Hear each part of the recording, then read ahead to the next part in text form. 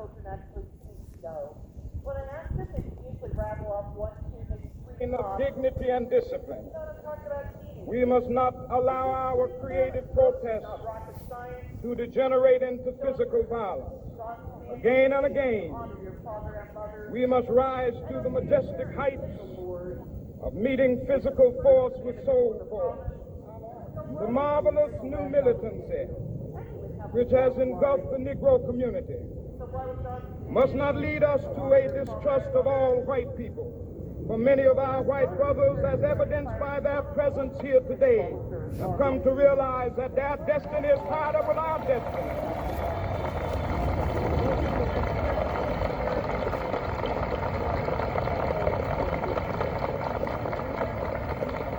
They have come to realize that their freedom is inextricably bound to our freedom.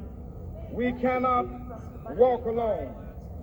And as we walk, we must make the pledge that we shall always march ahead. We cannot turn back. There are those who are asking the devotees of civil rights, when will you be satisfied? We can never be satisfied as long as the Negro is the victim of the unspeakable horrors of police brutality.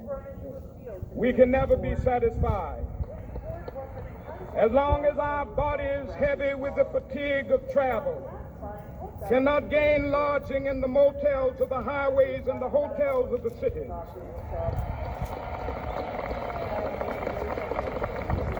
We cannot be satisfied as long as the Negro's basic mobility is from a smaller ghetto to a larger one.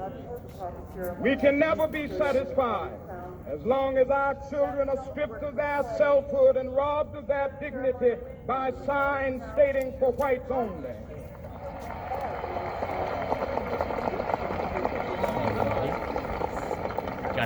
We cannot be satisfied as long as a Negro in Mississippi cannot vote and a Negro in New York believes he has nothing for which to vote.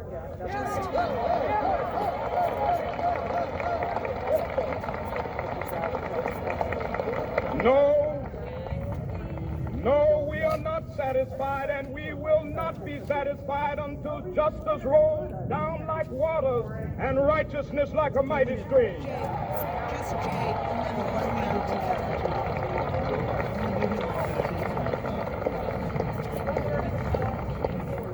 I am not unmindful that some of you have come here out of great trials and tribulations. Some of you have come fresh from narrow jail cells. Some of you have come from areas where your quest for freedom left you battered by the storms of persecution, staggered by the winds of police brutality. You have been the veterans of creative suffering. Continue to work with the faith that unearned suffering is redemptive. Go back to Mississippi. Go back to Alabama. Go back to South Carolina. Go back to Georgia. Go back to Louisiana. Go back to the slums and ghettos of our northern cities. Knowing that somehow this situation can and will be changed. Let us not wallow in the valley of despair. I say to you today, my friend,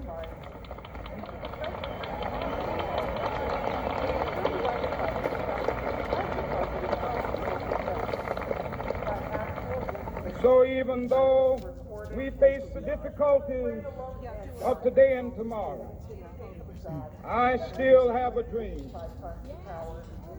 It is a dream deeply rooted in the American dream. I have a dream that one day this nation will rise up and live out the true meaning of its creed. We hold these truths to be self-evident that all men are created equal.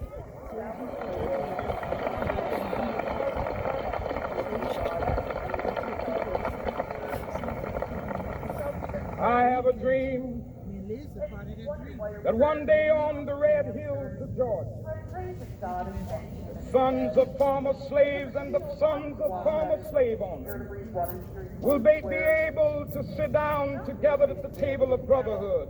I have a dream that one day,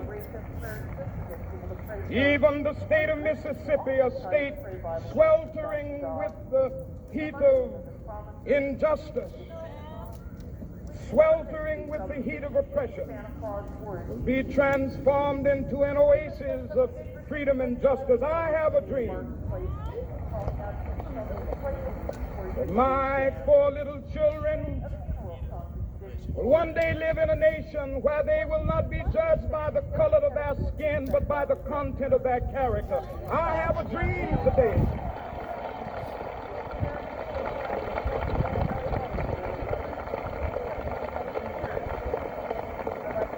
I have a dream that one day, down in Alabama, with its vicious racists, with its governor having his lips dripping with the words of interposition and nullification, one day right there in Alabama, little black boys and black girls will be able to join hands with little white boys and white girls as sisters and brothers. I have a dream today.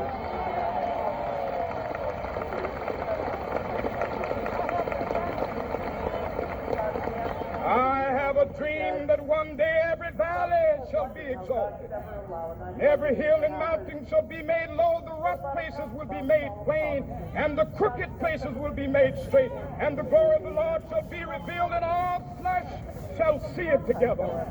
This is our hope. This is a faith that I go back to the South with. With this faith, we will be able to hew out of the mountain of despair a stone of hope.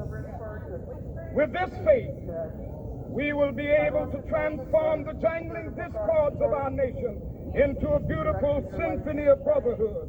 With this faith, we will be able to work together, to pray together, to struggle together, to go to jail together, to stand up for freedom together, knowing that we will be free one day. This will be the day. This will be the day when all of God's children will be able to sing with new meaning, my country, tears of thee. Sweet land of liberty, of thee I sing. Land where my fathers died, land of the pilgrim's pride. From every mountainside, let freedom ring. And if America is to be a great nation, this must become true. So let freedom ring. From the prodigious hilltops of New Hampshire, let freedom ring.